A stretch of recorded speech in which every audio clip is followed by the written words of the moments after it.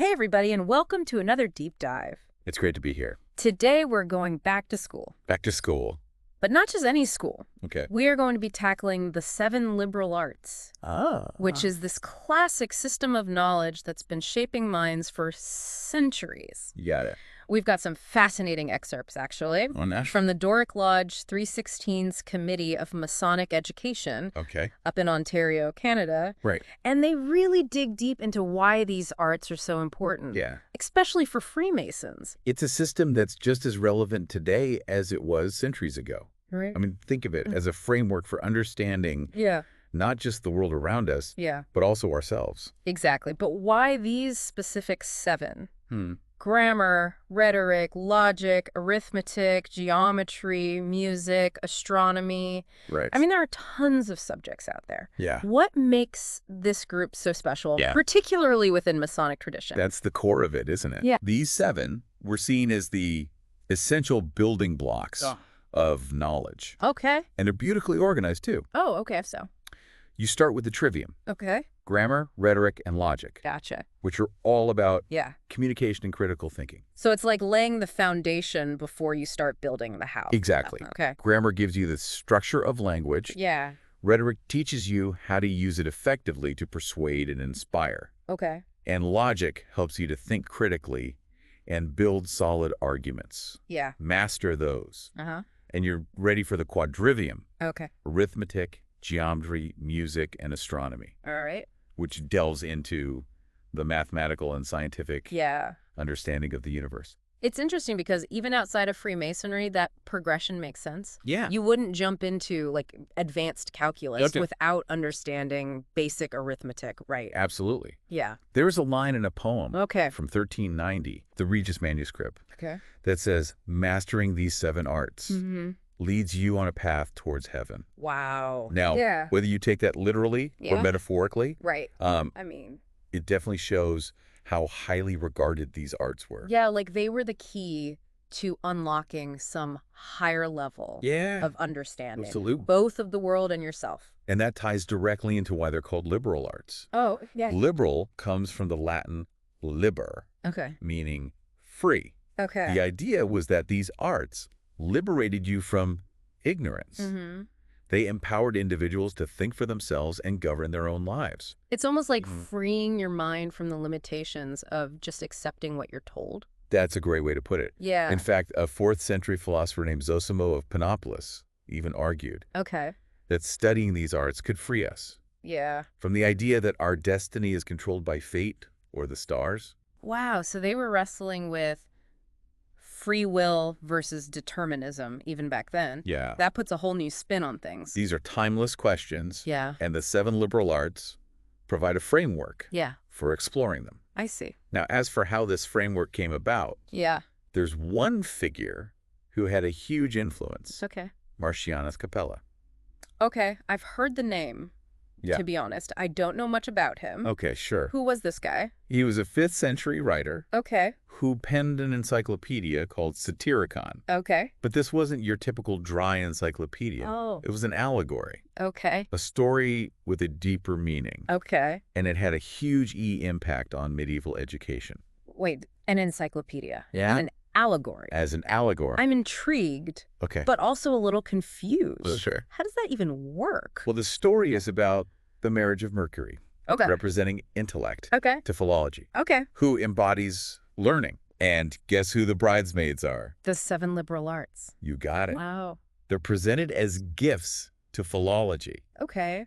highlighting their importance in the pursuit of knowledge. Yeah.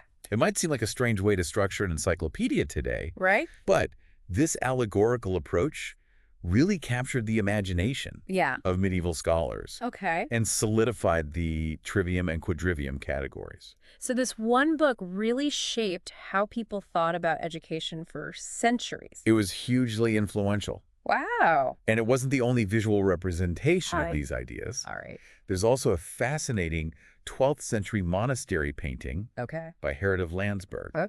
a nun and scholar. Gotcha. It depicts philosophy as the queen of the arts, Okay. with each of the 7 arts represented around her Gotcha. and accompanied by insightful captions.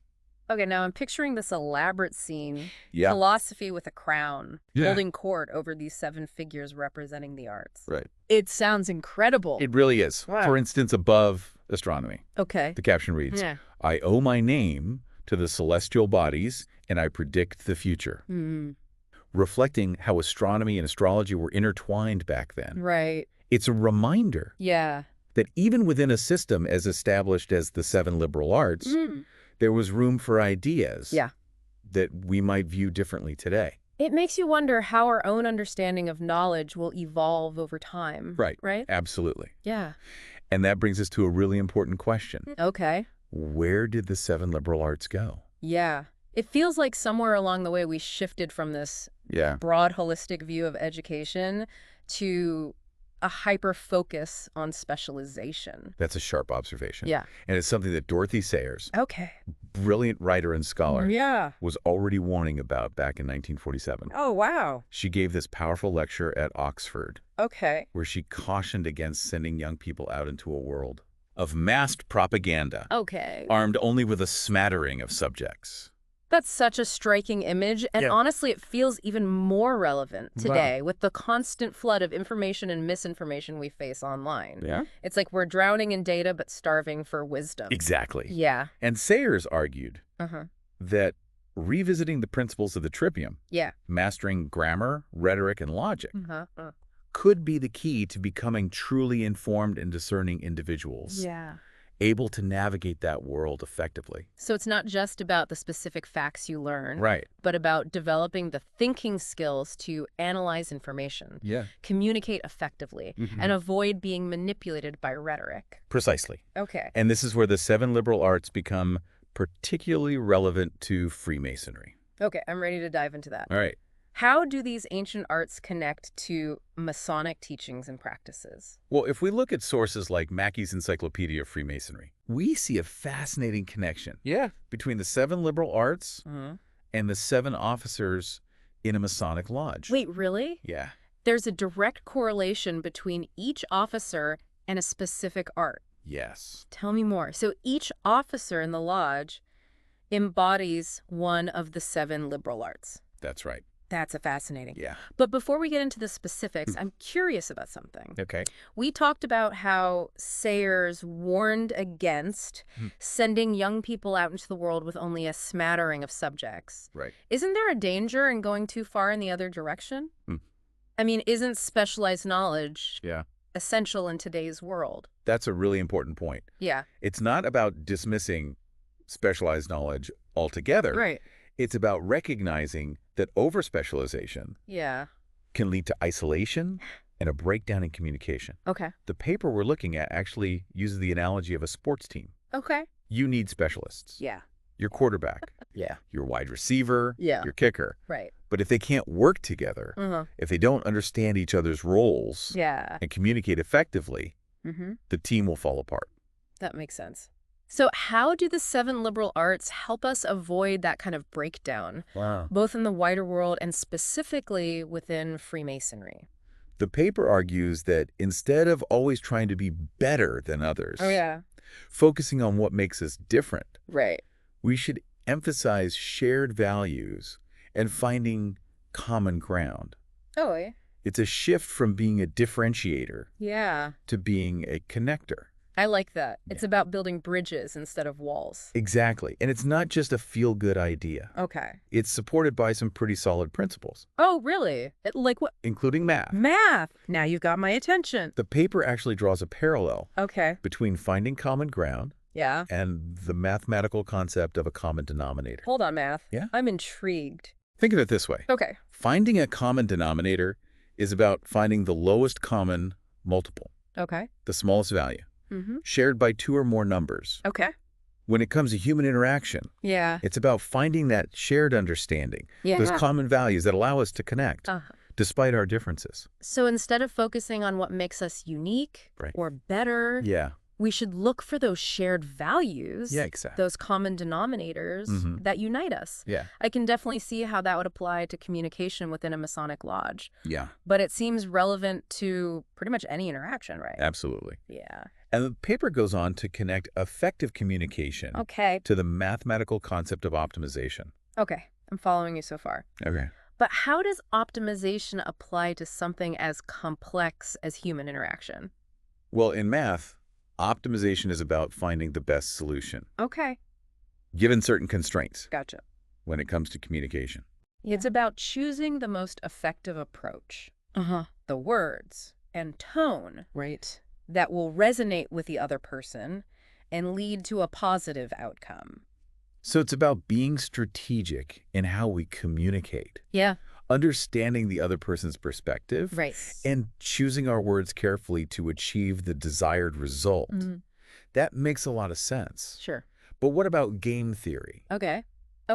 I usually associate that with competition. Right. Not cooperation. It's true that game theory is often used to analyze competitive situations. Right. But it can also shed light on the benefits of cooperation. Okay. Game theory demonstrates that even in situations that might initially seem like zero-sum games, where one person's gain is another person's loss. Gotcha.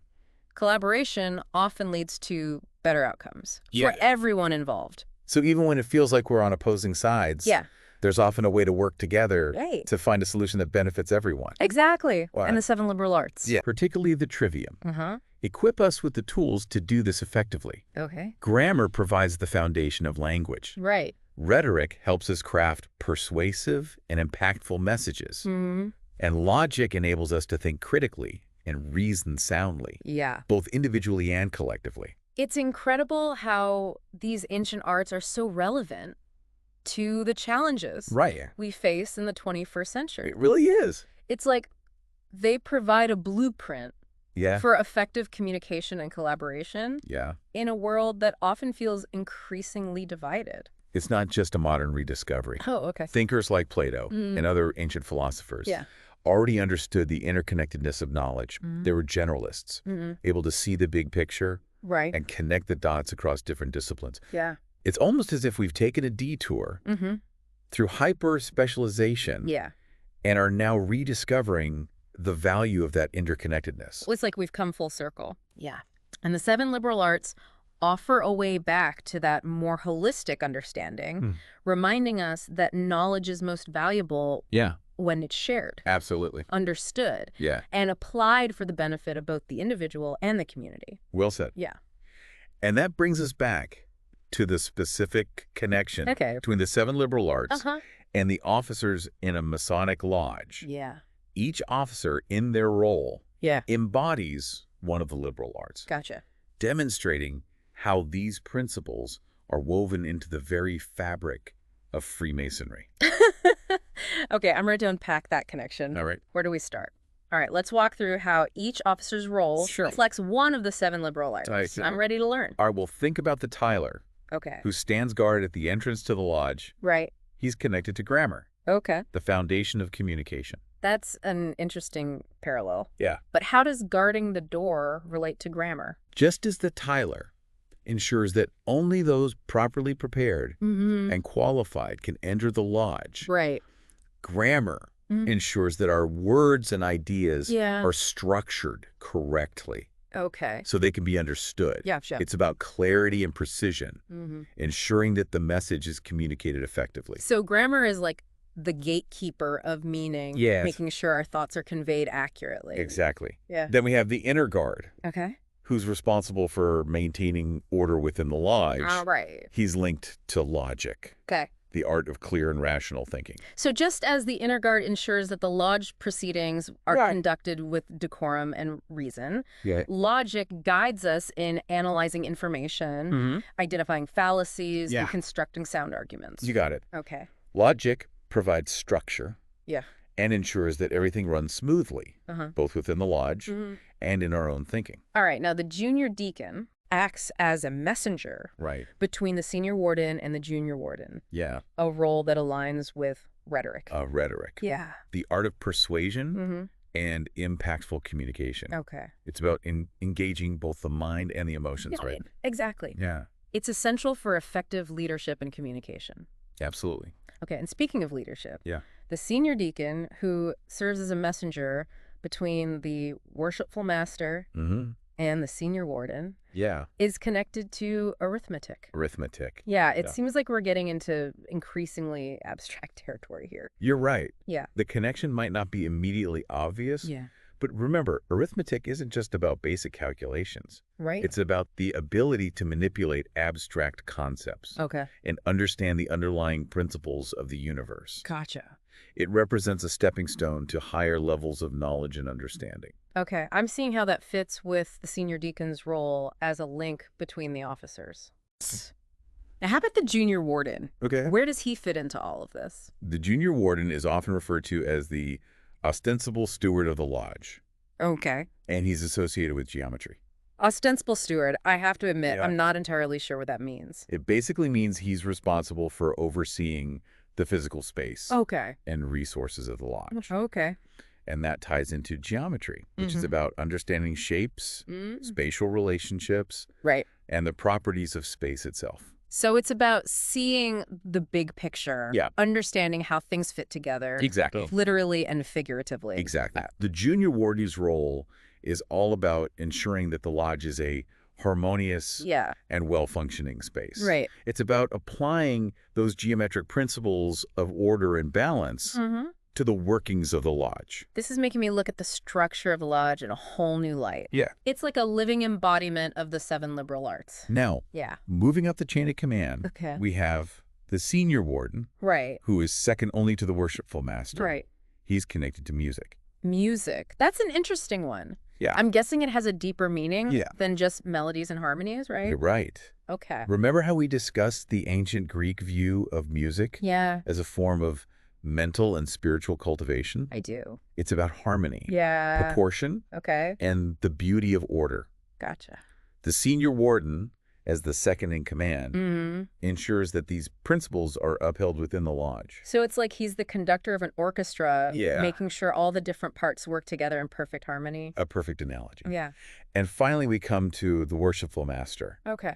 The highest ranking officer in the lodge. Right. He embodies astronomy, the study of the celestial bodies, and the vastness of the universe. Yeah. The ultimate science. Yeah. Striving to understand the mysteries of the cosmos. Right. It seems fitting that the worshipful master would represent that pursuit. It does, doesn't it? Yeah. In this context, astronomy symbolizes the quest for ultimate knowledge and understanding, the desire to comprehend our place within the grand scheme of things. Okay. And the worshipful master, as the leader of the lodge, guides its members on this journey of discovery and enlightenment. Wow, this has been a truly eye-opening deep dive. It has. We've explored the history of the 7 liberal arts, their relevance in today's world, and their profound connection to the very structure of a Masonic lodge. And I think the key takeaway here is that these arts aren't just about acquiring knowledge. They're about developing those essential skills of critical thinking, communication, and collaboration that allow us to become more informed, more discerning, and more engaged members of our communities. It makes you wonder, in this age of information overload, if revisiting those core principles of the Trivium, mastering grammar, rhetoric, and logic, could be the key to cutting through the noise and becoming truly wise and discerning individuals. That's a powerful thought. Yeah. And it's a challenge I leave with you, dear listener. How can you apply the principles of the 7 liberal arts to your own life? Yeah. Both within and outside of Freemasonry. Right. How can they help you become a more effective communicator, a more critical thinker, a more engaged and compassionate member of your community? Those are some excellent questions to ponder. They are. I encourage all of our listeners to explore these ideas further and to share their insights. I agree. The 7 liberal arts are a gift, a treasure trove of wisdom just waiting to be unlocked. Absolutely. So go forth, deep divers, and continue your exploration. That's right. The journey of learning never ends. It doesn't. And the 7 liberal arts are your trusted companions along the way.